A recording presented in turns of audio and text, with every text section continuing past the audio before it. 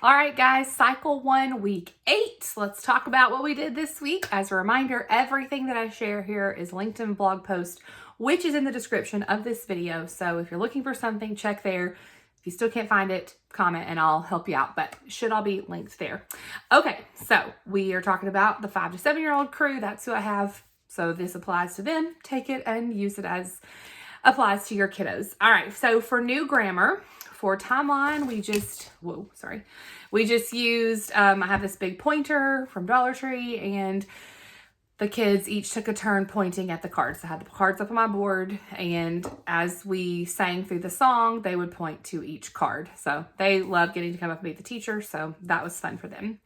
For math, we just did mathersize. So as we listen to the song, each time the song plays, it sings through it twice. So first time it played, so the first 2 rounds of doing the 14s, we did squats, then we did punches, like crossbody punches, and then we did calf raises. So it's really simple. For history, of course, we sang through the song.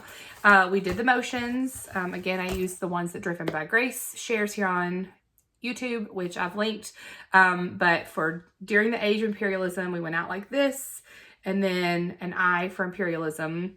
British, we used like a teacup.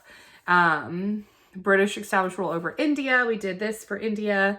And Queen Victoria, we did a crown and then a V for Queen Victoria. Declared, we did like we were shouting. And then declared Empress of India. So we either curtsied or bowed. They thought that was so fun. And then before his assassination, we did this for Mohandas Gandhi. We did an M and a G. Then led the passive resistance movement, so like pushed our hands away, which helped win India's independence. And so we did this for independence. So I just used her tutorial and I'll link to that. So that's what we did for history. For geography, we have these little bitty, they're tiny popsicle stick pointers. I don't have one up here with me to show you. They just have them in their supply bags at CC, but they're just like itsy bitsy popsicle sticks. And so they use those little pointers to point to their places on the map. We did that several times, and then we traced and erased on it. For science, I showed them hand motions, again, Driven by Grace, have it linked. I just almost always use her stuff. But we did this 1 finger for monocot, 2 for dicot, and then for conifer, we just drew a Christmas tree with our fingers. So we did the motions, and then after we've done those a couple of times, we did them in silly voices. So we said it while holding our nose, said it slow like a turtle, said it in a mad voice, and said it like we were underwater. And to do it underwater, we did like blah, blah, blah, blah, blah, while we were saying it. Anyway, they think the voices are so funny. So we did that. For English, we are still continuing on our prepositions song, which all that's linked. But we talked through them, then we did the hand motions, and then we practiced the hand motions, and then we did the full song. So this week was off, onto, like you're hopping onto a horse. You have to kind of be standing up to see it, but you can see it in all the tutorial videos. And then out. So like we're going outside. And then for Latin, we are doing the 2nd week of the 3rd declension noun endings. And so we just played the song and sang it. And while we did it, the first time we crawled around like babies. I was not about to crawl around on the floor because I was in a dress because we had picture day today. So I pretended I was a toddler and walked around. The kids crawled around like babies.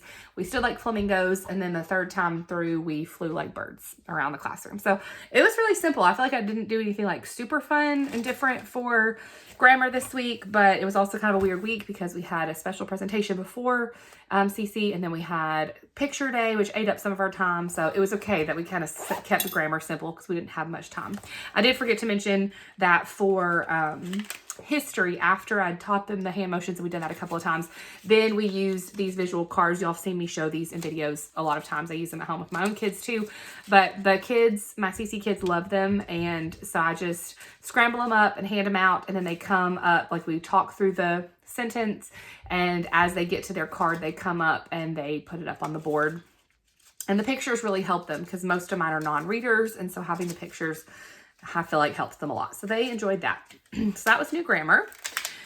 For science, this week is a nature walk, a plant nature walk. And so last week we did like animal nature walk. Okay, so for our campus, like last week, because we are like up high in a building that's not really surrounded by a whole lot of nature. Instead of taking everybody outside and going outside and trying to find a spot and only having a few minutes, we did what we did last week where we brought stuff in. So everybody was supposed to bring in leaves and flowers and bark and just whatever plant material they could find at home. And then our plan was to kind of lay it out and observe it. In my class, most people did not bring in anything, so we didn't have a whole lot, but I had collected quite a bit. So we brought that in and we kind of just laid it out and observed it. And then we did leaf rubbings. So we just used plain white printer paper, and I had peeled some, like the outsides off of crayons, you know, the wrappers off of the crayons, and showed them how to like hold it on its side and rub lightly for the leaves to show through. So that was pretty much it we did for our plant walk. We did read a devotional from Indescribable. It was page 38 for this week. So that's how I started off science. And then we observed the things that we brought. And we did have one other child bring some stuff, so put her stuff out too. And we looked at all that. But that was our science. And then for fine arts for Tin Whistle, we started with just reviewing our expectations for how we hold our tin whistle, how, like, when we can pick it up and use it, when we can't, that kind of stuff. And then I kind of did like, show me the barrel, show me the fipple, and we reviewed the parts of the tin whistle and we sang our tin whistle song. So that was kind of our review. And then we started in on learning our dynamics. And so, you know, I talked through all the different dynamics with them. And after we kind of learned those for the first time, most of my kids, this was not their first time through CC, and so they're hearing this again. But I had this was from a workbook that I've linked in my blog post, and I printed them off and I laminated them and cut them out and then put magnets on the back. So as I talked about each one, I put them up on the board and then put them in order. So we have loudest, fortissimo, all the way down to softest. So we talked about them, put them on the board. Then we practiced singing Twinkle, Twinkle, Little Star in some of those different dynamics. We didn't do every single one. Actually, maybe we did, but we did most of the dynamics and sang Twinkle, Twinkle, Little Star like it says to do in the guide.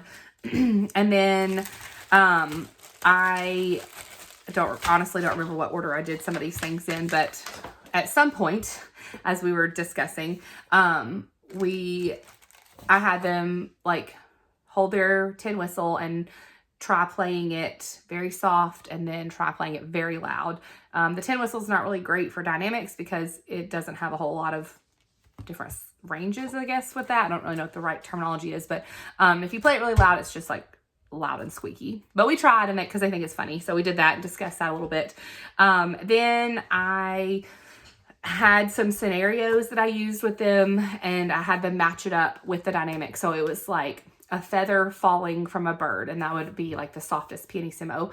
And then we had like a bomb exploding, that was the loudest. And so we did some different scenarios like that, like a mom singing a lullaby to a sleepy baby, you know, that would be piano, very soft.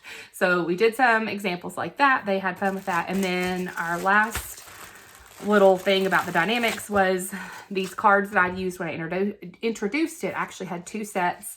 And so I would scramble it up and give it to the kids, and they got to come up to the board and put it in order on their own. It was like a race. We didn't do a competition or a race or anything. I just had 2 going at a time so that it didn't take forever. And so they got to put those in order. They thought that was fun. And yeah, that's pretty much it. We did practice doing our scales, like taking 1 finger off at a time with our tin whistle, just because we had a little extra time. So we did that.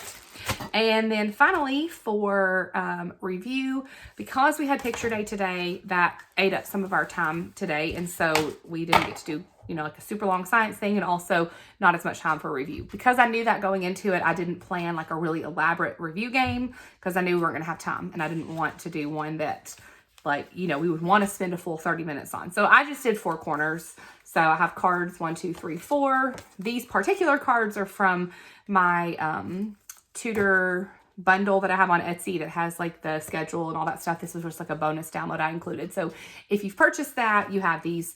If you haven't purchased it, you're welcome to purchase it, but don't purchase it just for these 4 cards. You could literally just write 1, 2, 3, 4 on note cards. But anyway, that's where it is, in case you're wondering where these exact colored ones came from.